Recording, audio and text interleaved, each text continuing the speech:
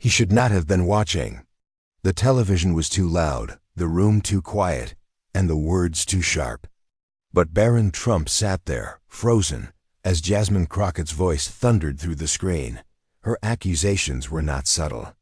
She was not careful. In front of millions, she exposed something about Melania that had never been said before. And the moment the words left her mouth, something in Barron snapped. Before we go further, subscribe to this channel. What you are about to hear is not just a story. It is a chain of events no one was prepared for. Barron did not move right away. He did not speak. His hand was still clenched around the armrest of the leather chair, his knuckles turning white. It was not just about the secret. It was about how Jasmine said it, like it was entertainment. Like his mother's pain, her silence was content for claps and retweets. That feeling crawled up his spine like a slow, cold wave, shame mixed with confusion and something darker he had never known how to name. The television kept playing. Commentators laughed. The crowd inside the studio cheered. A camera caught Jasmine's satisfied smile. But inside that Manhattan penthouse, Barron was not smiling. He was trembling. The things Jasmine said were not just rumors. They were parts of the truth that had never been discussed even inside their family. And now they were public. He felt exposed. Not just his mother. Him too. For years, he had remained quiet. He had seen his parents fight behind closed doors. He had heard things in the middle of the night that no teenager should hear. But never had he expected someone to drag it out into the open, like this. He knew his father would not call. He never did during the quiet storms. Melania would lock herself in her room and not speak. That was how they handled things. But this time, Barron could not follow their silence. He looked at the phone. On the table. Something inside him said this was not just an insult, it was dangerous. Jasmine had crossed a line. She had revealed personal, medical, and emotional details about Melania's past that were never made public. Barron did not know how she got them. He only knew she should not have had them. The phone was still ringing when the 911 operator picked up. His voice cracked when he spoke. He was not calling to protect himself. He was calling because he believed something had been stolen. Not money, not property, but dignity. His mother's dignity. And maybe what little privacy they had left. The operator was confused at first. "You want to report what exactly, sir?" Barron paused. For a second, even he was unsure. But he pushed through the moment. "A violation," he said, "something too far." And somewhere in Washington, a red light blinked on. The consequences of that call were already on their way. The silence after the call was heavier than anything Barron had felt before. He sat motionless, staring at the blank screen after turning the television off. The sound of Jasmine's voice still echoed in his head, every word slicing deeper than the last. He kept replaying her sentence, the way she said it, the certainty in her tone, like she had rehearsed it, like she had waited for the exact moment to humiliate them publicly. But what disturbed him most was not the exposure. It was the confidence. She knew something. And it felt like she had more. He looked at the door to Melania's room. It had been shut since the segment aired. He had knocked once. No answer. Inside, he imagined her doing what she always did, burying pain in silence. But this time, Barron felt she had been stripped of even that. Jasmine had taken the silence and sold it to the world as weakness. The phone buzzed again. This time, it was not 911. It was a private number. He stared at it for a while before answering. The voice on the other end was calm, collected, legal, in tone and precision. "Mr. Trump, we are responding to your earlier report. Before we proceed, we need to understand the nature of the violation you are referring to. You mentioned a public attack. We need documentation." He felt himself shaking again. "She said things about my mother on live television. Things that were not public, Medical things, personal things. That cannot be legal, right? There was a pause. The man replied carefully. Defamation and privacy violations depend on the origin of the information. Was it already public knowledge? Barron did not know how to explain what had never been spoken, but always existed. He said softly, "No one ever said it. Not even us." Another pause. "Then we might be dealing with a breach. But we need confirmation. Do you have a recording?" Barron nodded, then realized the man could not see him. "Yes, I recorded the whole segment." "Send it over, immediately." He did. While waiting for a reply, Barron walked down the hallway slowly, stopping outside Melania's room again. His hand hovered over the doorknob. For the first time in years, he wanted to talk. He wanted to hear her voice. He wanted to know if what Jasmine said was true. Some part of him feared that it was, but another part feared that it was not, that the truth was even worse. And Jasmine had only scratched the surface. He knocked again, this time louder. "Mom," he said. "Did you see it?" A long silence. Then finally, a voice, distant. "Tired. Do not worry about it, Barron. This is how they operate." He opened the door slowly. Melania was sitting near the window, her face unreadable. She turned toward him and added, "You should not have made that call." He froze.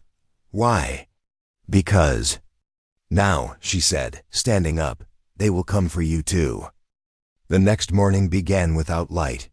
The sky outside was heavy with clouds, but it was not the weather that made the air feel different. Something had shifted. There were no reporters at the gate yet, no flashing headlines, at least not yet. But Barron could feel it. Like the quiet before a storm that did not knock. It just entered. He had barely slept. His thoughts looped the same three questions. How did Jasmine know? Why did she say it now? And what exactly had his mother meant when she said, "They will come for you too"? Downstairs, the phone rang again. Not the house phone this time, his personal one. It was a New York area code. He answered, voice low. The same calm tone returned. "Mr. Trump, we reviewed the footage. You were correct. The statements made on air by Ms. Crockett included confidential medical information not previously disclosed to the public. We have reason to believe this may have come from a hacked file." Barron felt his breath catch. "Someone leaked it?" He asked. "We believe so. And more concerning, the content she shared matches fragments from a file sealed in a private hospital system under your mother's name. That file is protected by federal law." He sat down. "What happens now?"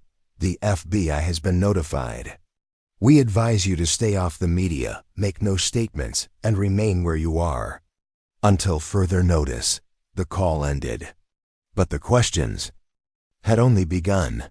He walked slowly to the study where his father used to sit, a room still untouched, filled with echoes of old decisions and unspoken threats.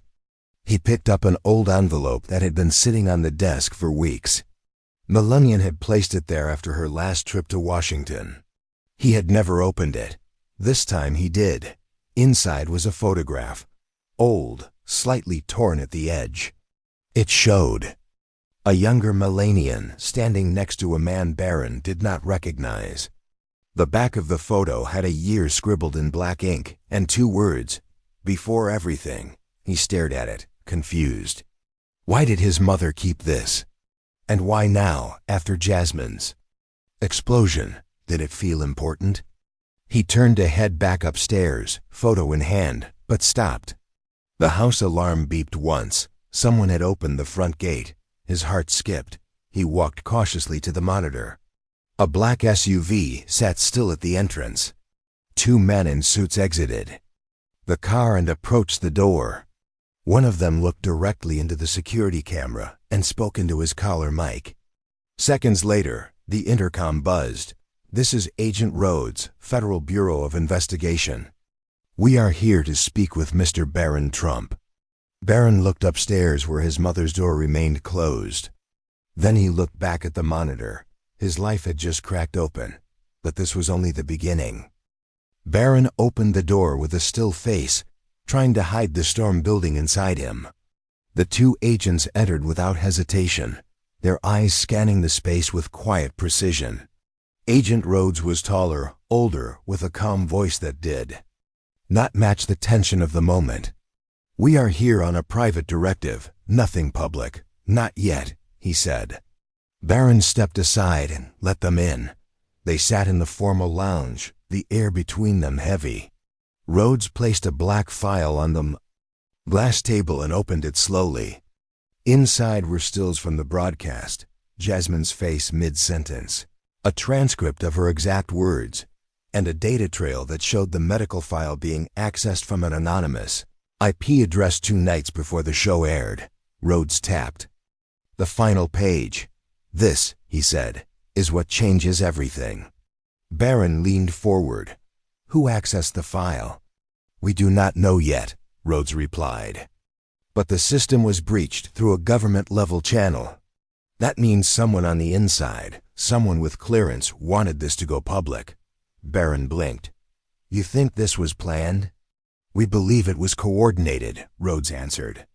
"And it is not just about your mother. This information was used as bait. Jasmine Crockett is not working alone." Barron felt a rush of cold run through him. The idea that this was bigger than a media moment, that it was political, that it was targeted, it changed everything. "What do you want from me?" Rhodes looked at him carefully. "We need to know what your mother is hiding. This file was sealed for a reason, and we think there is more inside it than just medical details." Barron stood up. "You came to interrogate my mother?" "No," Rhodes said, standing too. "We came to protect her, and you." A silence filled the room. Barron had spent his life in rooms where secrets lived. This one felt louder than any of them. He took a slow breath and said quietly, "You will not get anything from her. She will not talk." Rhodes nodded like he already knew. "Then you need to talk to her." They left with a warning. "Watch everything. Trust no one. And if anything else comes out, do not act alone." Barron stood at the door long after the SUV disappeared down the driveway. The photo from the envelope still sat in his pocket. He returned to his room, pulled it out again, and this time noticed something different.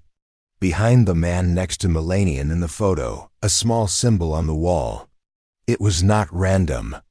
It looked official, federal, a crest of some kind. He pulled out his tablet, scanned the photo, and searched the symbol. It matched an old intelligence agency seal, one that had been shut down over 20 years ago. His hands trembled. Whatever Jasmine had revealed, it was only the surface. And the truth was not just personal. It was national. That night, the house was still, but Barron's thoughts would not let him rest. He sat in the dark, staring at the photo under the pale glow of his desk lamp. The seal on the wall behind the stranger next to Melania matched an old defunct agency. One disbanded quietly, without press, without closure. Why was his mother standing in that place? Why had she kept this hidden for so long? And why had Jasmine chosen now to speak? He looked at the transcript of Jasmine's broadcast again. The phrasing had seemed casual, even mocking at first. But now, reading it slowly, it felt deliberate. The details were not vague. She had named procedures, timelines, mentions of a recovery center that was once used only for federal assets, undercover agents with buried identities. This was no accident. He walked quietly toward his mother's door again. For a long time, he simply stood there. Then finally he knocked. "It is me," he said. She did not reply for a moment. Then, "Come in." The room smelled of lavender, and something older, something like memory. Melania sat by the window again, holding a letter in her hand. She did not look at him, only nodded toward the chair beside her. "I know about the photo," he said gently. She looked at him then, eyes tired, but not surprised. "Of course you do. she said. Why did Jasmine know? Who told her? Melania folded the letter slowly and placed it on the table. Because someone wants the world to forget who I was before I became someone's wife. Barron leaned in. Who were you? She smiled faintly, almost sadly. That photo was taken in Romania. The man beside me was part of a team. I was not born to be quiet, Barron. I was trained to disappear. His chest tightened. You were in the agency? I was used by it, she corrected. Before I met your father, I lived a life that does not exist on paper. They wiped it when I came here. That was the agreement. But the past does not vanish, it waits. Barron's head was spinning. Then Jasmine, she got help, Melania said firmly. From someone who wants to burn this family down, not for justice. For power. He thought back to what Agent Rhodes had said. The breach was internal. The leak was designed. This was not journalism. It was a message. Melania stood and opened a drawer. She pulled out a flash drive and handed it to Barron. This has what you need to understand. Do not open it here. If you trust anyone, make sure they are not wearing a suit. He held the drive tightly. Why now? She looked out the window. Because the story is not about me anymore. It is about you. They will come for you next. And when they do, your silence will be your weapon, or your end.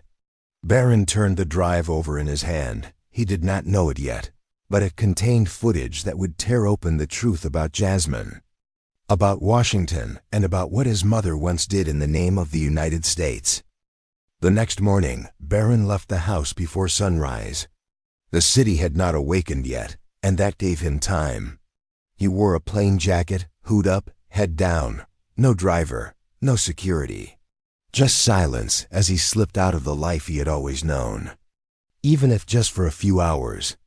In his pocket, the flash drive his mother gave him felt heavier than it should. It was not just a file, it was a weapon. And he had no idea how deep it would cut. He took the subway downtown, avoiding eye contact. Passing posters with his family's name on them, headlines twisted into shame, and faces blurred in political theater. But this was not politics anymore. It was something else. Something older, colder. The kind of power that did not speak through microphones, but through secrets. He reached a small apartment building tucked between two abandoned storefronts. The elevator was broken, so he climbed the stairs. 5th floor, apartment 5C. He knocked 3 times. The man who opened the door was lean, mid-40s, glasses, unshaven. He looked at Barron and said only one thing. Do you trust me? Barron nodded. I trust no one. That is why I am here. The man let him in. He was an ex-agency analyst, someone Melania had once helped vanish.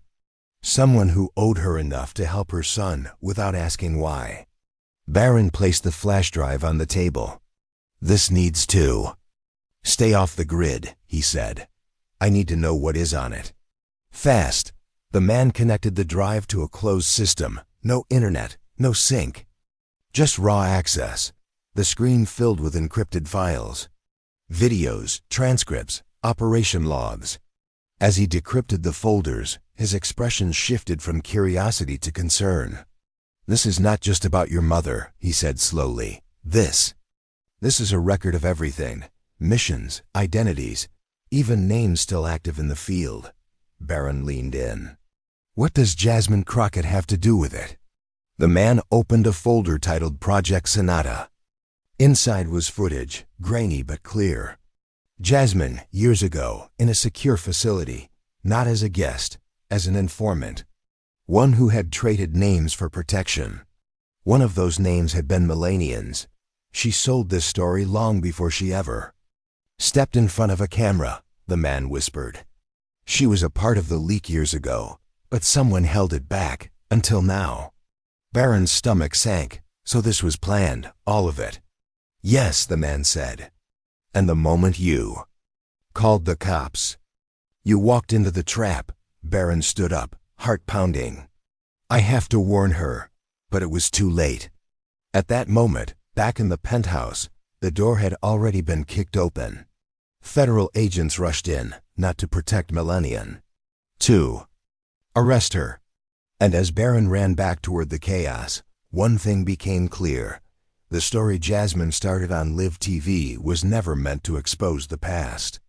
It was meant to erase the future. His future.